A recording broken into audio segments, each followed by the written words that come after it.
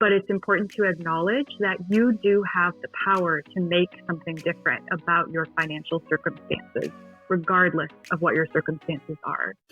We are Gold Ivy, a health company dedicated to simplifying health and wellness. The industry is lacking the honest experience and grit required to overcome the struggle, and we're here to fill that gap.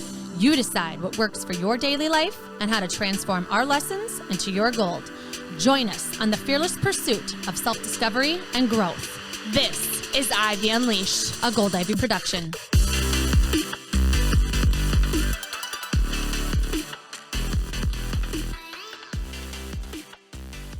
Hello, hello. Welcome back to Ivy Unleashed. You are here with Brooke and Andrea.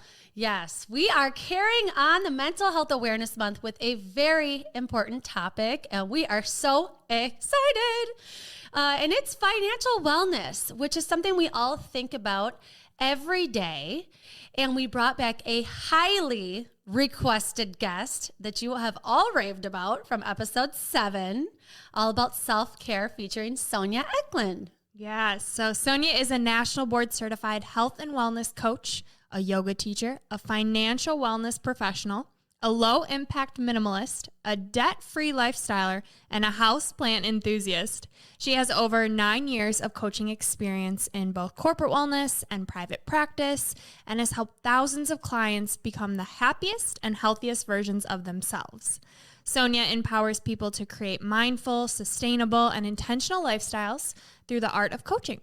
She is passionate about helping people rewrite their money stories, and her financial coaching workbook has helped over 100 people create a proactive financial well-being plan. Sonja, thank you for being here, and welcome back to Ivy Unleashed. Thank you so much for having me back. It is wonderful to be here again with the two of you. We're pumped about this topic. We both have been just waiting to have you back, first of all, but also to talk about financial well-being. I mean, it's one of those things that when it comes to mental health, some people might think like finance, what? But what are we thinking about all the time? We're always thinking about money. And so we just want to kind of jump in with you telling us, what does financial well-being even mean? Absolutely. Yeah, it's a great question, and it is so connected to our mental health and well-being.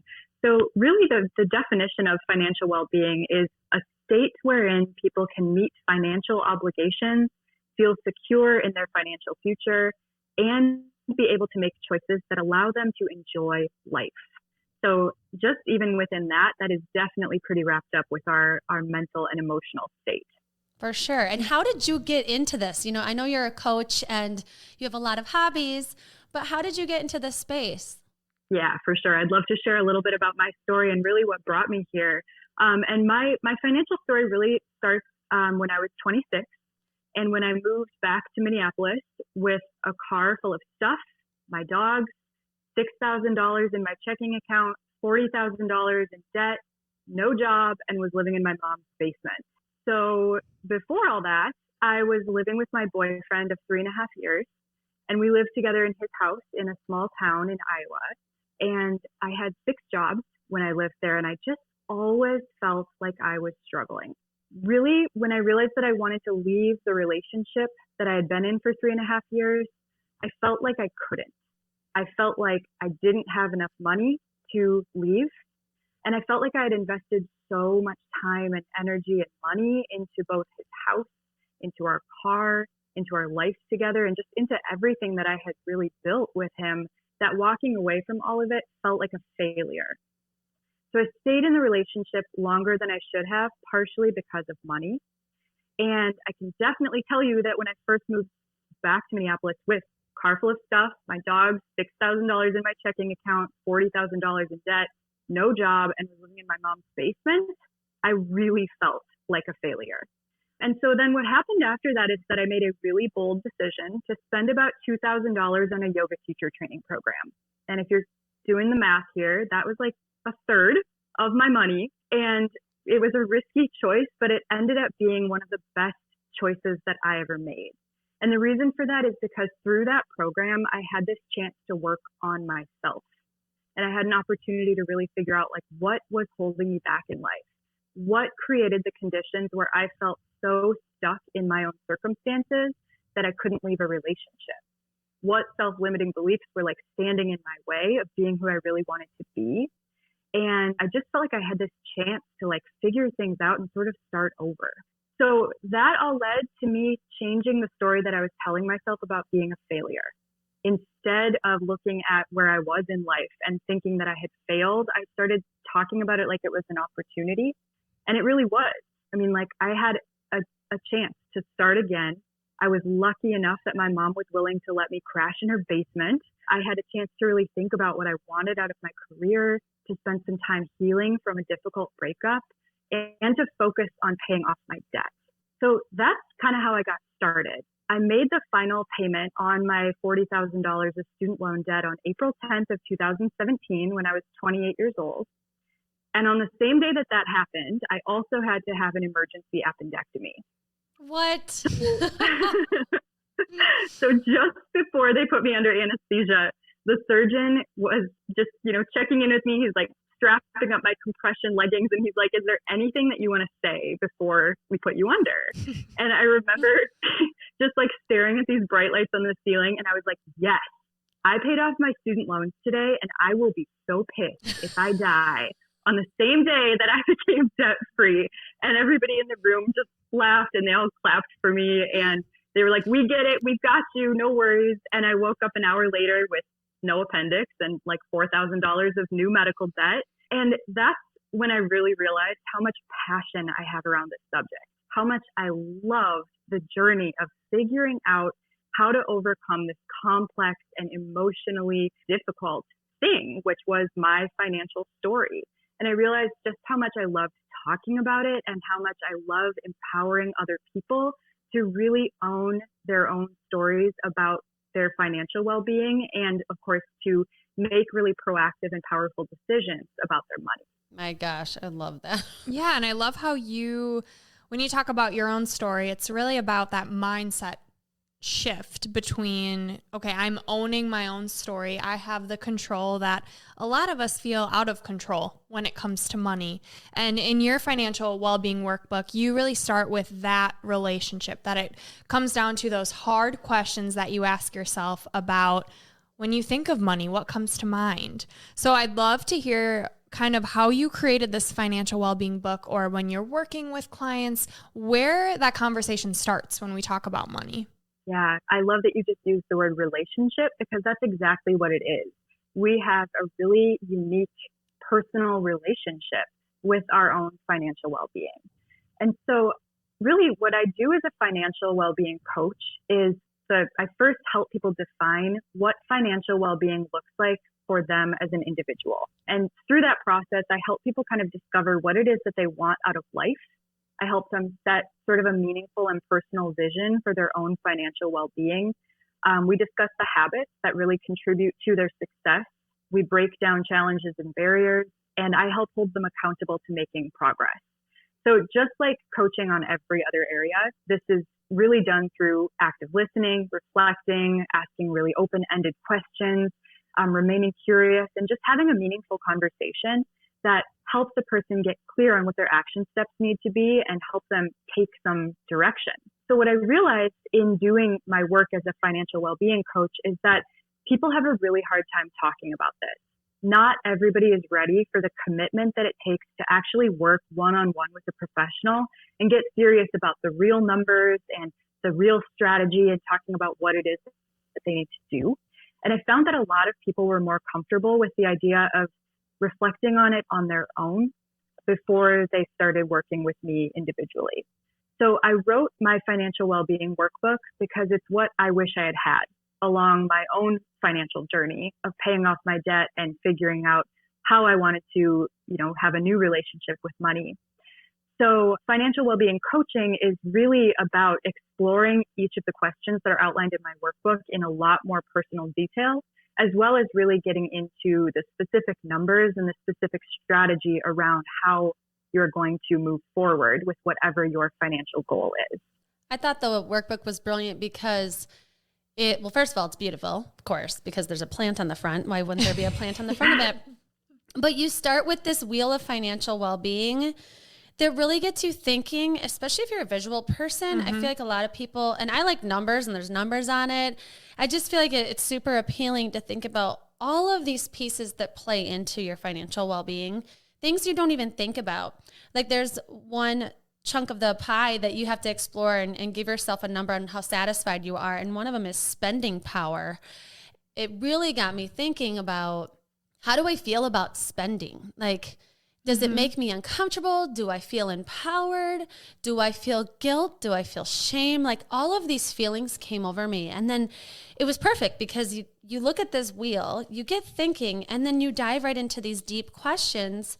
And the questions reminded me a lot of some journal prompts I did about a year ago that really made me think about what words come to mind when I think about money, what feelings come to mind when I think about money.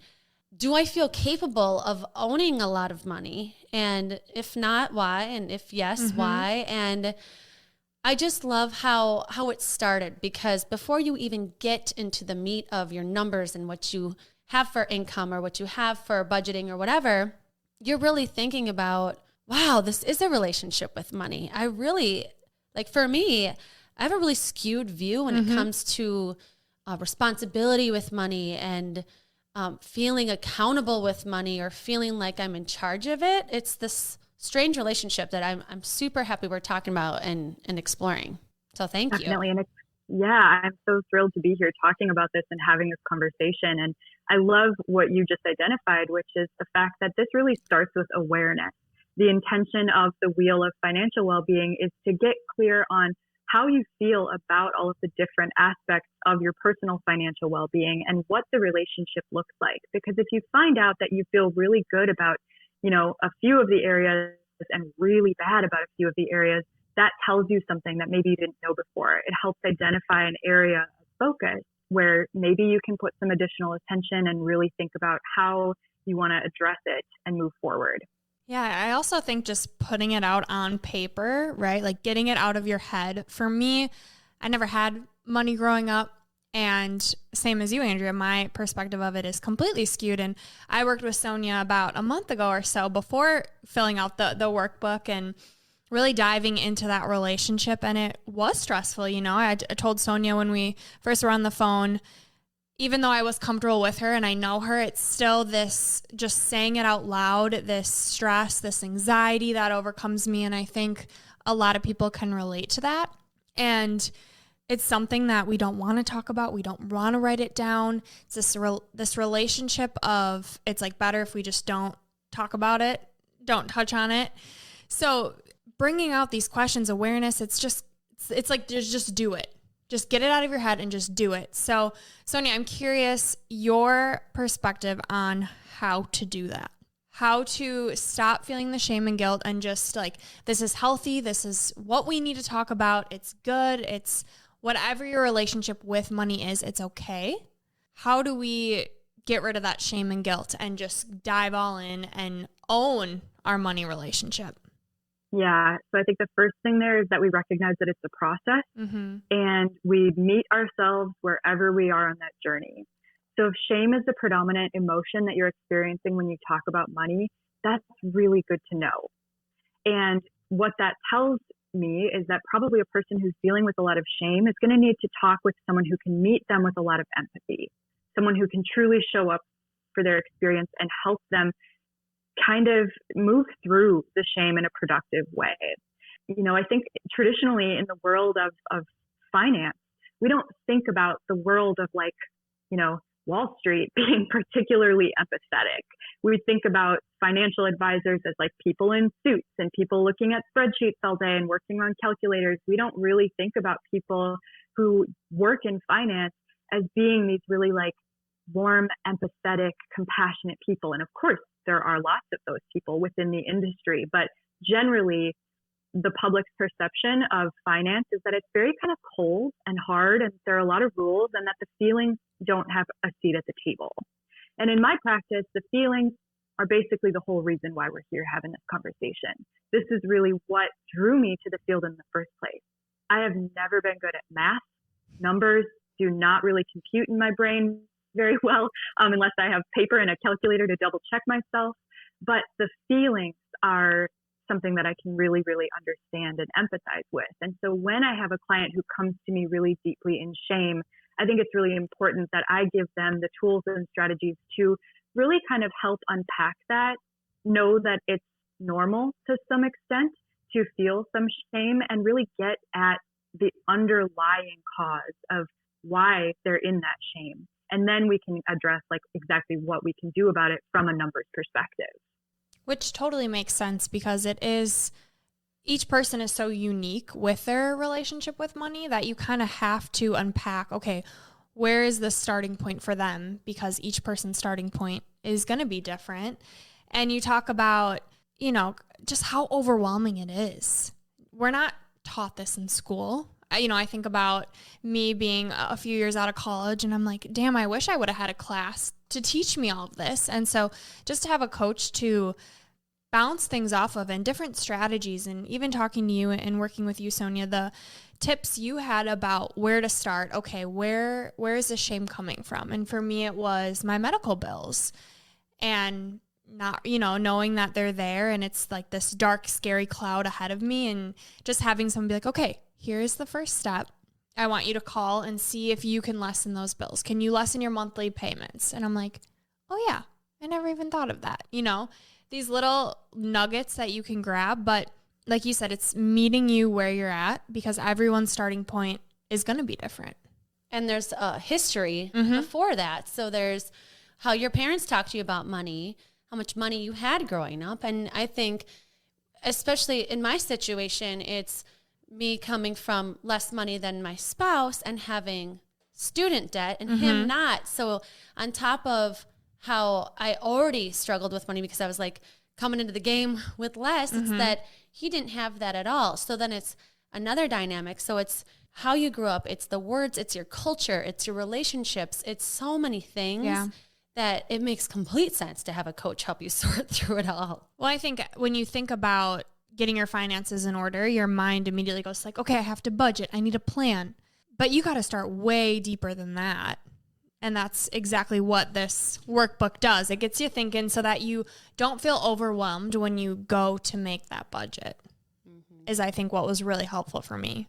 Definitely. And so often people think that that is the first step. They think the first step is figuring out how to stop spending and how to kind of rein it in and how to budget and be really strict about following a plan. And, I think about a budget the same way that I think about a meal plan or an exercise plan. It's a nice idea, but practically it doesn't always work out. And it can lead to sort of a cycle of feeling shame when you can't stick to it. So I'm not big on the word budget in my own practice because I feel like it connotes a lot of scarcity. I feel like it just automatically makes people feel like they have to stop experiencing joy and, start pinching pennies and just really making sure that they're not spending anything. And that's the whole opposite point of what a budget is actually intended to do. So I like to think about it as really more like a spending plan, more like something that helps you build awareness around how much money you are spending so that you can get really clear on how much you need. So one of the things that I recommend doing for people who are kind of like new to the world of financial planning and are just starting and they think maybe they need a budget is that I give them the assignment to really write down like where are your biggest expenses and how much money do those things cost. So big things like your rent and your mortgage, your utility bills, your credit card bills, your kids' expenses, student loans, medical debt, travel, groceries, all of those things, and get a rough idea of how much money you spend on each of those things in a month. I think a really common misconception is that people feel like to have a budget, they need to track their spending kind of obsessively and like write down every single dollar that they spend. And my take on it is that it's a guideline. It's a little bit more loose. If you know that you're going to spend like roughly $100 a week on groceries or whatever it may be, then you can just have that dollar number in your head when you go to the grocery store, and you can use it to sort of guide you and give you like a little bit of a conscious parameter when you are spending. But basically, I think that once you have that basic understanding, you don't have to obsess over the details. You don't have to live inside a spreadsheet and write everything down. And that gives the people a lot more space and helps them get out of that scarcity mindset. I love that idea. I love the positive word instead of the restricting word. It's just making me think so much of this is just, which we've already said, but it's just another aspect of wellness. It's like having a workout plan. And yeah, I'm training for a marathon, but do I always run exactly 19 miles on the day that I'm supposed to run 19 miles? No. And it's okay. And you're still building the skill of running or endurance, or you're building the skill of awareness with money and being mindful with your money and where it's going. I think too, when you write it out, you're getting clear on your expenses, which you have, it's a part of the workbook, is writing down your monthly expenses, because unless you write it down or know exactly how much you're spending and have that, like you're saying, rough estimate, you don't know. It's so easy for it to just go and swipe and swipe. Yeah. And it's empowering, I think, too, to know that I know these things. I actually, if you asked me, I would know. I think that's part of, you know, my guilt and shame around money is just feeling like I want more knowledge about it and then owning it. Like I read books every day of my life. Like I can read about this. I can learn about this. I can own my ability to make money and spend money and save money. And I don't know why that's so hard for me to own that. It's so interesting. Why do you think it is so hard for you to own that? Like, what stands out to you as a main reason why it might be difficult for you to really embody those feelings? Oh, I don't know why that makes me emotional for you to even ask me that. I think it's like starting out your life in debt as an adult. It made me feel like I was behind. And there's something in that. And I know it's not like my fault. And I want to flip that to empowering. Like I've paid off my student debt. So I want to feel more empowered by that. I don't know. I'm working on it. I'm working on feeling more confident in my abilities, but it's hard. It's complicated. It's very complicated and it is hard. And there's a lot of stigma around this subject, just like there's a lot of stigma around mental health. We're taught not to talk about money. We're taught that it is like not classy to talk about how much you earn, how much you spend, etc. But it is a part of our lives that requires a lot of attention and requires a lot of care. And when we stigmatize it and tell people to not talk about it and to keep it to yourself and that it's kind of private, it breeds shame. Like, of course it breeds shame because we're all in a space of feeling like we're alone and like we can't find empathy within the topic. And, you know, it's a perpetuating cycle. For sure. And that's why I'm so thankful you're here, Sonja, to help me, to help Brooke. And there's got to be other people out there. If there aren't, fine. I'm happy for you. Good. Glad you've got your situation going great with money. But I think you're onto something, and I'm thinking about this now, is that this feels good to talk about it. It feels like a release. It's just like therapy. It's like talking about anything that's weighing you down. Is like getting it out in the open. And then also having someone to be like, it's okay. Like, it is overwhelming. You're feeling this way for a reason. Let's own it. Let's acknowledge it. And then let's do something about it. So I'm thinking about, okay, financial planning.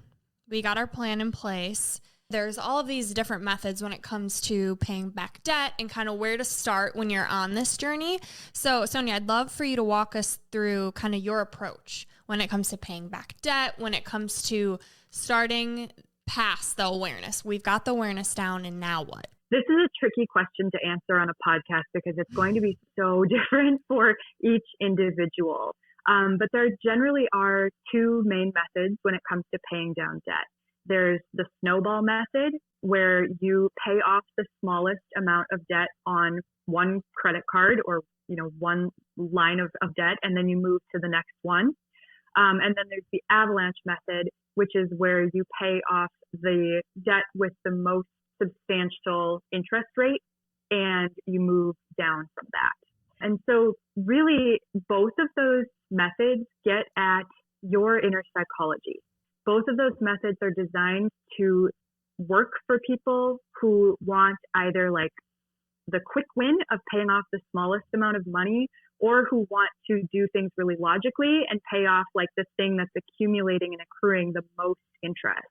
So it's really like, it actually does come back to the awareness piece of like, what do you feel best about when you think about paying back your debt?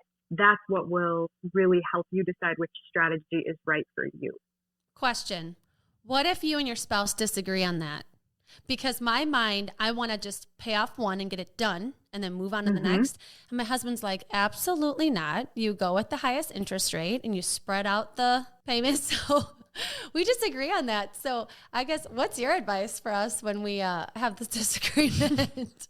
That's such a good question. I think that the best thing to do is to be open and honest and communicate why you feel that way. Really get at what it is about the method that you're advocating for that helps you feel good. Once you can both uncover each other's mutual motivations and truly understand each other, it might be easier to figure out a compromise and meet in the middle. But I think it really comes down to just understanding why it's important to you to do it one way over the other. Good luck. Sonja's going to come to my house, talk to me about self-care, finances, marriage. What else you got, Sonja? So a lot of people have debt, right? Whether it's credit card debt or student debt, but then they also want to make sure there's enough in their checking, add up in their savings, investment. So when there's all of these competing things when it comes to where to put our money, where to save, how to save, what do you recommend? Again, definitely a hard question to answer because there's no one-size-fits-all answer to this. But I think it's really important to think about yourself before you think about others. In self-care, we have this whole concept of like putting on your own oxygen mask first. And this applies in the world of finances as well. And this is a hard thing for a lot of people to think about, especially parents who are like maybe balancing the competing priorities of like saving for their own retirement or saving for their children's college education, for instance. My personal stance on that is to save for your own retirement before funding your child's education. So when we're talking about those two priorities, that's the one that I would advise a person to choose. And the reason for that is because your kids have time to make money, to be in debt, and to still live their lives. But when you are an adult working towards your retirement, you have a limited number of years to make contributions to those retirement accounts, and you have a limited number of years for the contributions you make to accumulate a significant amount of interest.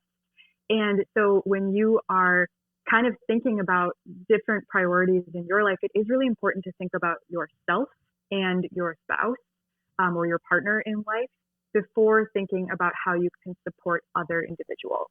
I love that. It's a good point. It's hard though. It doesn't feel right. It's just like self-care. It's like flipping that mentality to, it is really important to care for yourself. And that's such a good point with time. You know, maybe your kid's going to be brilliant, figure out how to make a mill right out of college, you know, and then you don't have any money in your bank account. That's exactly right. Your kids might face very different financial barriers than you expect them to face. All you really know is your own financial situation and what you're dealing with. And so for us to speculate about what things are going to be like 15, 20 years in the future doesn't really make a lot of sense. What does make a lot of sense is knowing what we know now, which is that when you make contributions to your retirement account, you get to take advantage of compounding interest. And that over time gives you a pretty significant return and will ultimately enable you, hopefully, to retire at an age that you want to retire at, where you feel like you can do some fun things with your life in that chapter. What about other way around? So for those who don't have kids and they are fresh out of college and they do have this 401k and, you know, they're doing the match with their company, but they also have the student debt and the credit card debt and want to just have not fun a lot, experiences. yeah, and don't have a lot in their savings because they're new to the real world and a big girl, big boy job. What about them? What about me? Such a good question. So I think that really comes back to one thing that I think is so important, which is it is never too early to start saving for your retirement. So, you know, in the scenario you just described, it sounds like that's a pretty proactive person who's already saving, already taking advantage of a company match, already potentially has enough in their checking account and maybe it's saving up for trips, et cetera. But I think when it comes to priorities around like debt versus saving, it's really important to think about the different interest rates and kind of play some numbers games. So when you think about investing in the market, so putting money away in a 401k or a Roth IRA or a traditional IRA, you're looking at like an average of 6 or 7% returns over time. When you're looking at debt, it depends on the debt, but auto debt and home debt might be like a 3 to 5% interest range. Student loan debt is more like the 6 to 8% interest range. And then credit card debt is anywhere between like 15 and 30% interest. And so when you're really doing the math and figuring out like, what do you need to prioritize? I will always encourage people to put something away towards savings just because of being able to take advantage of that compounding interest. But then my personal approach on this is pretty much always attacking the thing with the highest interest rate first. And that's almost always going to be your credit card debt. So focus on debt and savings, and then do the numbers game, figure out what makes sense for you and your situation, and breathe during it. And breathe during it, yes. And this is where having someone like a financial coach can be really helpful, because there's some nuance to deciding, like, is it best to focus on the debt first, or is it better to focus on both debt and savings at the same time? Without knowing the specific numbers, it's not possible to really answer that question. And so this is where having a trusted professional in your life can be a really, really helpful thing. Yeah, and things that you never think of, whether you're me 25 or like Andrea 35, there's always something that comes about that you don't really think of. So having someone who's in it every day, all day, and to ask you these questions to really get you thinking, okay, what is important for me? What do I need to do? What is my next step? Because when it comes to money, there's a lot of steps. Right. And something that I keep thinking about too is what I do personally is I am either obsessing over it and checking it constantly and wanting to see the numbers go up or down, or I'm like, ignorance is bliss. Yep. Charge it. So I'm curious how you coach people to be mindful, but not obsessed. You know, where's the line? Like, how often should we be checking these numbers? How often should we be like looking at everything? So that's another one where I really love to encourage people to give themselves permission to just meet themselves wherever they are. When I was paying off my student loan debt, I looked at it every single day. Was that healthy? I don't know. Is it what I needed to do? Definitely. I turned paying off my student loan debt into a game. So I would literally make a payment of like $3.50, $7.08, whatever money was left over in my checking account, I would put towards my student loans, because I ran the numbers and understood exactly what I was saving in interest in the long term, and became a little bit competitive about paying it off. I would not necessarily recommend that strategy to other people, but it worked really well for me at the time. So there's no right or wrong answer to how often you need to be checking these numbers. I think the way that you know if you're doing it wrong is if you feel like it's affecting your life, the quality of your life, and if it's starting to just kind of take over other aspects of your well-being. If you're not able to show up in your relationships because you're thinking about money, or you're distracted in your job because you're thinking about money, or you can't really be present with your kids because you're thinking about money, that's a sign that maybe there is an opportunity for a little bit of additional professional help. And get the conversation going. Yeah. I feel like as a parent now, I want to talk about it more. I want it to be an open conversation where we're showing that we're trying to be responsible with money. We're thinking about it. We're working together to talk about how we want to do it. And our brains work differently. We're from different backgrounds. We have completely different jobs. Like, talking through money, it's one of the biggest reasons people get divorces. And so it's definitely something that I'm working on right now, as I know my kids are listening, that we just set up a rule that in our household, after church every Sunday, because it's a standing event that we're always going to be doing, whether it's virtual or in person, is we're going to sit down and we're going to talk about it. Whether our kids come into the room or not, like, we are having a conversation. Yeah. I think that's so important, because your kids are going to see that from a young age and know that there doesn't have to be shame behind it. It is something that we can openly talk about, something that I wish I had, and moving forward, want to get better at that now so that it does get easier. Like, tackling this, it's never too late to tackle it. Yeah. Is how I feel. Teaching them too that you're always learning things about money. There's always new ways to invest money. There's always new things. And so they'll learn the lingo. And I just feel like it's an educational lesson for them if they do chime in, and probably some conflict resolution they'll see between Justin and I, talking it through, that it's okay to talk about, it's okay to disagree. Yeah. You know, you don't have to agree on everything, but talking it through, especially with something that's as sensitive as money that you work so hard for. I'm excited for this new chapter, and I'm excited for this workbook to just keep it around. Definitely. And I think another thing that's so important when having conversations about money in front of kids is helping them understand that money is not a moral issue. Just like food is not a moral issue. Food can neither be good nor bad. Same thing is true with money. What you do with money can definitely be good or bad depending on your own value system, but money inherently does not have a moral value. And I think it's really important to make sure that your kids don't grow up with this idea that like having money is bad, because that is a really common money story that I hear all the time. Another common money story I hear a lot is that debt is bad. People ask me that all the time. They're like, is it bad that I have debt? Should I be debt free? And it makes me so sad that that's such a common thing that people experience, because no, debt is not bad. It's not bad to borrow money at all. Most people cannot just like pay for expenses like college, a house, a car, a medical procedure out of their pocket. And that's the whole point of being able to borrow money. What is important when you do borrow money is just having awareness around borrowing that money and having awareness of what that debt actually means, both in terms of the interest rate, in terms of, you know, kind of setting up an automated system so that you don't ever get charged for things like late fees, shopping for loans with the lowest interest rates, like understanding how your credit score can impact the type of loans you have access to, etc. But borrowing money and carrying debt does not hold any moral value, just like money itself does not hold any moral weight. I think that's something that really helped me too, is when I am, you know, getting anxious or feeling that shame and guilt around my debt, it's okay, this is a normal thing. And what do I have control over? I have control over how I move next, how I pay it back. Do I have, like you're saying, my automatic payment set up? Do I know exactly what I'm doing each month, how to check in?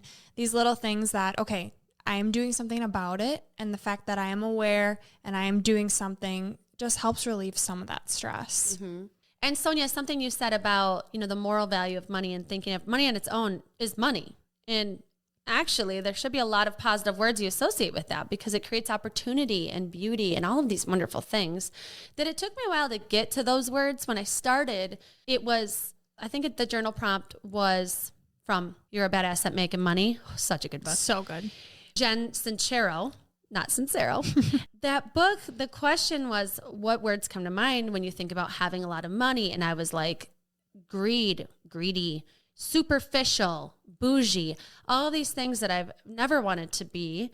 And I don't know if it's like the religion in me that wants to keep things simple, and that, or maybe it's the movies I've watched or what it is. But I think it's important to explore those words that come to mind when you think about having a ton of money. Like, how would you feel with a ton of money? And great. Instead of feeling awesome, I get overwhelmed by it. There's something in me that feels like I wouldn't know what to do. I wouldn't be responsible. I can't be trusted. And I wrote all these things. And then her prompts got me to, you are absolutely knowledgeable, capable. You deserve it. You are worthy of it. And you work your ass off. Why shouldn't you have a lot of money? And all of these things, you know, I got to by doing all these prompts. But I'm curious, where do you think this happens? Like, where do you think these moral words come into play, and why? That's such a beautiful example of changing your own money story and really reframing your own thoughts around that topic. And, you know, I think a lot of these things come from our parents' stories that they handed down to us. I think a lot of it probably does come from religion. I think it comes from our education and upbringing. And again, the fact that, like, really sex and money, two things you don't talk about. Like, that's a well understood concept in our society. And I think that is changing. I really do think that we're living in both a more sex positive and money positive society, which is great to see that happening. But, you know, I think that those those stories are so powerful. Like, you got to thinking, I shouldn't have money because I can't trust myself. I can't be trusted to deal with this. And like, that's a really big feeling to experience. And my guess is that that's a feeling that you have probably about money, but maybe about other things in your life as well. And so when we can really get to the root of it, like you just identified, we can start to talk about, what does trust look like for you? How could you build trust in your own life? And what could we do to, help you move past that with money? I think what's so interesting about these stories that we tell ourselves with money is that they're self-fulfilling prophecies. We make them come true through our actions. So when I hear people talk about how, like, I can't be trusted with money, therefore I shouldn't have a lot of money, those are the people that I often see spending their money really irresponsibly. They give it all away, or they spend it all on things that they really don't need because they have this deep belief that they shouldn't have it. So they get rid of it as soon as they possibly can in ways that may or may not serve them. And I think that once you do move past that story, and once you get to a place where you can recognize that money doesn't really have inherent moral value, you can start identifying altruistic values. You can start asking yourself big questions like, what do I believe in? What do I value? What do I want to see more of in society? And you can use your money then for a lot of good. You can use the money that you have to support causes that you believe in. I think people forget that we vote with our dollars every single day, and that the money in your bank account, retirement accounts, investment accounts, all of that money is working towards something. And it is really important to know where that money is going. So I think that once we really start to unravel those stories that are deeply ingrained in us, we can start to identify how we want to change those things, and then what we can do and where we can put our money to really magnify and amplify our impact. God, that's so powerful, because it all comes back to what's important to you. And it's this identity, right? Like, you believe that you aren't trustworthy, and so confirmation biased, your actions are going to prove what you think. Mm-hmm. And so it's coming down to, what do I need to change? This belief of who I am and what I want. These actions are ultimately representing what I believe, which isn't what we think of when we think of money. Yeah. And I think too, because we don't talk about it, we don't even have the words to put on this. Like, I don't even have words to put on this the way I want to. When you're just asking me a question, I'm like, I don't even know how to respond, because we talk so little about money that it's this language that I don't even know. And so I want to change that. And I think something that's helped me just get started are affirmations, and saying to myself, I am capable of owning a lot of money. I am responsible with my income, and I will be intentional with every dollar I make. Things like that, where it's so basic, but I'm training my brain to say it. I'm actually saying it out loud too. I have to say it because I'm trained, whether it's from myself or somebody else or culture or whatever it may be, probably a lot of things, to not know how to talk about this. And you're training yourself to believe it. Yeah. And the other thing is that when we do start talking about it, then we have to check ourselves and our own judgment and our own stories that we tell about other people. It's really easy to get judgmental about money, both our own money and other people's money. And it's also really easy to start comparing when we do start having these honest conversations. So like earlier, when I was sharing my own story and I referenced this specific dollar amount, $40,000 of student loan debt, I'm curious if in people who are listening to this, if people had their own reaction to that. If they were like, 40,000, that's nothing. I have 110.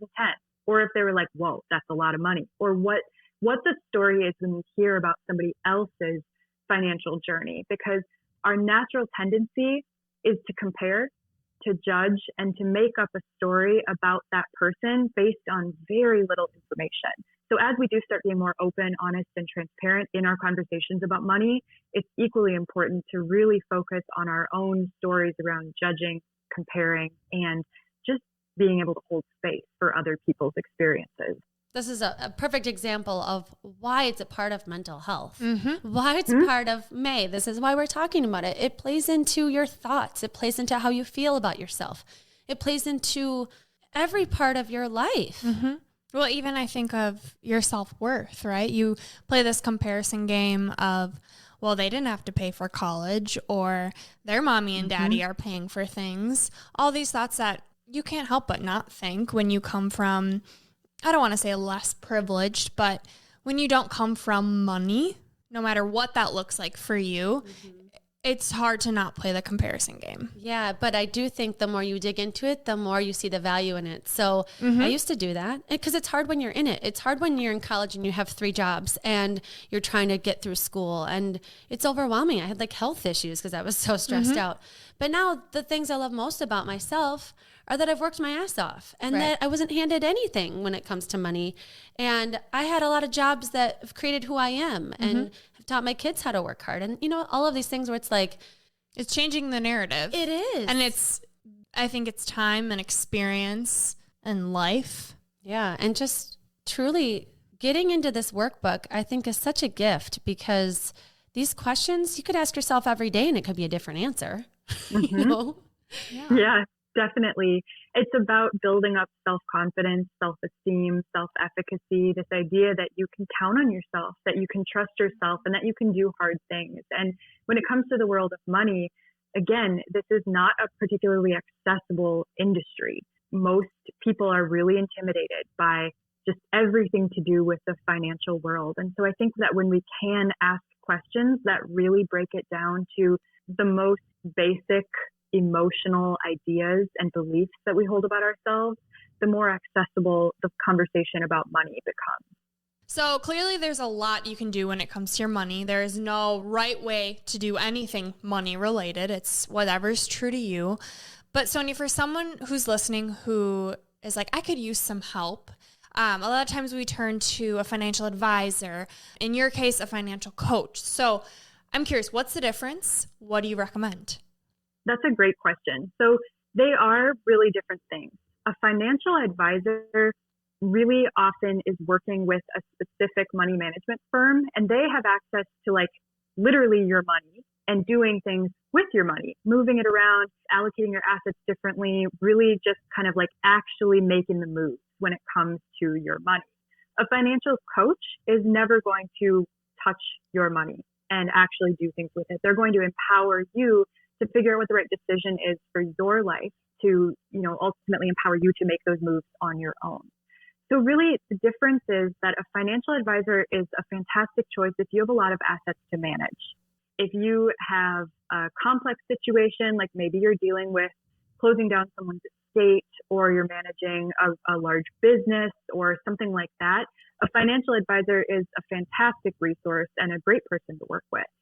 But for a lot of people who are just like young professionals who like make some money, spend some money, sometimes borrow some money, and are just like generally saving for retirement, you might not necessarily need that level of human touch and that kind of involvement from a professional. And you might be just as well off using like a robo-investing service, which you can find through most big investment firms or big banks at a fraction of the cost of a financial advisor. So where I think the question to ask yourself when you're really thinking about which professional is right for you is, do I need help managing these assets, or do I just need some direction and some help figuring out what the right path is for me to follow? Makes sense. Yeah. Yeah. I like how you said that. I think sometimes you don't know, like, are they moving my money around? Like, what are they doing? Yeah. Or you think that you like money is this overwhelming thing that you're like, I don't even want to touch it, have someone else touch it for me. It goes back to the trust thing. Like, can I trust myself to make these decisions? Yeah. And if you're informed enough, yes. Yeah. Or have a coach that is going to help get you informed. Definitely. And I think the financial industry really counts on the fact that most people don't trust themselves with money. Most people truly do think that they need someone in a suit to manage all of their assets and move things around for them. Again, this is not a particularly accessible industry. And so I think that the financial industry really benefits from this belief that people can't do this alone. But you absolutely can do it alone. If you need a little bit of help getting started, a coach is a great direction to take. But there are also a lot of wonderful books on this topic that you can read that will kind of grant you access to some really creative minds on the subject of financial well-being. And then further, doing something as simple as downloading this workbook we've been referencing. This is a $10 investment that will really get you thinking about what your next financial steps need to be. And I think a really harsh reality check that comes along with the topic of money is that there are people who get something out of being a victim of their own circumstances and they don't want to change. And those are the same people who are going to say, I'm not going to buy a $10 workbook. I'm not going to invest in buying this financial book that I've been looking at Target for months. I just know $10, I don't know if that's worth it. I'm not going to do it. Those are the people who get something out of being stuck. And if that's where you are right now, great. But it's important to acknowledge that you do have the power to make something different about your financial circumstances, regardless of what your circumstances are. Ooh, yeah. Girl. Ignorance is not bliss. If there's anything I've learned. I heard something from someone a while ago. I don't remember who it was. I wish I did to give them credit, but it said, what you pay for, you pay attention to. So if you're more likely to make an investment in something like, say, this workbook, you're going to fill it out because you paid for it. And it's helped Andrea and I so much, and I really, really recommend it. We will link it in our blog for everyone. Definitely recommend taking a look. And if you have any questions, if you fill out the workbook and you're like, I'm ready for that next step, Sonja is available to help. Mm-hmm. Yeah, and to go along Absolutely. with what you said too, which, Sonja, you're such a great resource for this too. And a lot of coaches that you and I know, we know people that need accountability through paying for things because like you said, you follow through and you pay for things. We have a friend that's a coach that she has an app that she has to pay the app if she doesn't exercise. And yeah, if she doesn't, because then it helps her follow through. But then that money goes to a charity that she's already picked. So it's kind of like you that's pay. so cool. Yeah. So I know there is this piece of the social aspect of charity and donations and tithing. There's lots of different things you can do with money besides saving and spending. And so do you touch on that with your clients, Sonja, on, being socially responsible with your money and donating your charities or church? How do you kind of approach that with people? Yeah, I love touching on that. I think that's one of my favorite parts of financial well-being coaching is that the more money you have, the more money you can give away to things that matter to you, the more causes you can support, and the more good you can do with your money. So that's definitely deeply ingrained in the workbook that we've been talking about, is just this idea of like, what are your values? What do you care about in the world? What kind of world do you want to live in? And then use your money to support those things. So we talked a little bit earlier about how the money that's in all of your different accounts is being used to support things. And there's not a lot of transparency about what those things are, but there's a new growing field called socially responsible investing, or SRI, as well as environmental and social governance investing, or SRG. Those are the same thing, but really it just pertains to investing your money in places that align with your values. So something that a lot of people don't know is that you can actually check out how your funds are graded on a variety of different things. My favorite resource for checking this out is a website called fossilfreefunds.org. And you can type in the ticker number of your investments and you can find out what grade that particular fund gets in terms of things like sustainability mandates, fossil fuels, deforestation, gender equality, civilian firearms, the prison industrial complex, military weapons, and tobacco. And those are things that people generally have some pretty strong feelings about and maybe want to know if their money is supporting or not supporting those things. So it's a really cool thing to just build some awareness around where your money is going when it's just passively sitting in the bank and when you're not really thinking about it. So that's more of like an action step that we take on like a big scale, like an institutional scale. But we also talk about it in terms of like a personal responsibility scale. What do you want to support? Where do you want your money going? One of my favorite things that I've been able to do with my money is support an organization called Sea Trees, which works to reforest kelp forest and mangrove forest projects and create coastal ecosystems that work to sequester carbon, and ultimately is one of the best chances that we have for fighting climate change. And being able to spend my money on something that means a lot to me and is working towards creating a better world leaves me with a feeling of not only trusting myself with my money, but knowing that I feel really good about my spending power, my earning power, and the type of world that I'm trying to create. You are a beautiful human being, Sonja. Wow. This is a perfect example of it's a never-ending process of learning about what your money can do. And it's so funny that you spoke on self-care, because I just keep thinking so much about how this ties to self-care, where you feel selfish doing it. It feels selfish to think of self-care. Same with money. It's like there's something about it that makes you feel selfish. And sometimes we need to think about something else in order to get empowered with money. Like sometimes it's hard for people to think about, I could have all of these things if I had this. It's uncomfortable. So thinking of maybe you start with what cause your money could go to. The more money I have, the more I can help people. The more money I have, the more it can go to my kids, or however you need to start thinking about it to get yourself feeling empowered and informed about how much money you have, where it's going. And I love all of these things you're saying about the earth. We're going to link all of these websites you talked about, because it's going to save the planet, thinking deeper about where your money is going. I also think it makes it seem less overwhelming when you look at it as this never-ending relationship. There's always something to learn. You're always building. You're always working on it, just like self-care, just like your fitness and taking care of you. There's no end goal. It's the journey. It's not the destination, just like everything else we talk about. And to know that there's always something you're going to be learning. You don't have to have it all, because there's no way you're going to know it all. Just kind of helps, at least for me, to relax and be like, okay, at least I'm thinking about it and doing something about it. And that's enough. Well, we are so thankful, Sonja, that you created this financial well-being workbook to keep the conversation and improvement of our relationship with money going. So where can our listeners find you and your work? So the best place to find me is on Instagram at Sonja Ecklund. You can also find my website at sonjaecklund.com. And both of those places have direct links to take you to my Etsy page, where you'll find this workbook as well as several other workbooks on a variety of coaching topics. Awesome. I love it. And we just want to thank you so much for being back here again today. You know, financial well-being is something that's on all of our minds, and we all want to be at peace with money. And you are just the perfect person, proved again, the perfect person to walk us through this, because we don't have to be afraid of it. It's something we can definitely just own and continue to get at peace with and empower ourselves. So thank you so much for your time and insight today, Sonja.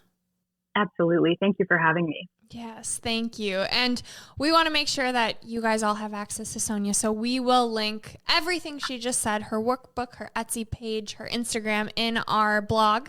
And you can find that on our website, goldivyhealthco.com. We'll also plug it in all of our socials at goldivyhealthco. All right, now it's time for our 3 gold stars. All right. Number 1, understand the facts and the feelings of your financial situation. And ask yourself what level of commitment you're ready for. Is it a workbook? Is it a coach? Is it a financial advisor? Number 2 is automate your money and make your money work for you. We talked a little bit about how a budget can feel really restrictive, and we talked a lot about making a plan to pay down your debt. And the best way to do both of those things is through the power of automation. When you set up automatic payments towards your savings account and towards your debt, your money works for you and you don't really have to think about it. Number 3 is, no matter how old or how young you are, start saving for retirement. If you don't already have a Roth IRA, open one and fund it ASAP. Love them. Yes. All right, let's unleash some Ivy. Sonja, are you ready? Rapid fire questions. I'm ready. All right. What's one way you practice living in abundance versus scarcity? I build abundance into my own financial plan. And that way I never, ever have to question living abundantly. Like you give yourself a little cushion? Or what do you mean? What do you mean by adding abundance? Yeah. You could definitely say I give myself a cushion. I plan for the things that make me feel alive and the ways in which I want my life to feel abundant. So an example of this is there is no limit on how much money I will spend on food, self-care, and self-development. I really believe that the best investment you can possibly make is in yourself. And so for me, it's really important that I always invest in my education, just ongoing learning and development, as well as my body, nourishing my body with food that tastes delicious and that I really enjoy, as well as self-care that helps me live as the most compassionate and kind and empowered version of me. Yeah. And that's something that you had told me when I was worrying about spending all this money on my health and figuring out what's going to make me feel well. And you said the simple statement of you're investing in yourself. Mm-hmm. It's worth it. No matter how much money you put into yourself, you're investing in you, and you don't need to justify that. And so that's something that has always stuck with me, or has since you said that. So I just want to say thank you for that. You are welcome. I hope that that's something your listeners can take away. Sonja, you're younger than me, but I want to be you when I grow up. Okay. Next question. When you're really struggling with a financial decision, what's one thing that steers you in a positive direction? I address both the facts and the feelings that are behind the struggle. So if I'm really struggling to make a financial decision, I will write down the numbers and I will play with them and figure out what is the smartest financial move I can make. And I will balance that with how I feel about the decision and what I need to consider when it comes to my own emotional experience. I personally call my mom about the feelings, and I call my stepdad about the facts. They are my two trusted people who I really can talk about all aspects of my financial situation with. And I'm so grateful that I can really address both the facts and the feelings typically in one conversation with the two of them. That's so important. Have people that you trust that you can talk to, because this stuff is overwhelming. So even if it isn't a coach or an advisor, just to have someone to help walk you through it, I think is really important. And I'm glad you touched on that. Mm-hmm. All right, last question. What's one thing you wish you would have known sooner about money? That it is never too late to start saving, and it is never too late to change your money story. Beautiful. All right. And as always, we'd like to leave our listeners with a piece of gold, a quote that speaks to you. Sonja, would you like to leave our listeners with a piece of gold? I would love to. So this quote is from Marianne Williamson, and she says, "The key to abundance is meeting limited circumstances with unlimited thoughts." This is Gold Ivy signing off. Listen to your truth and go chase your gold.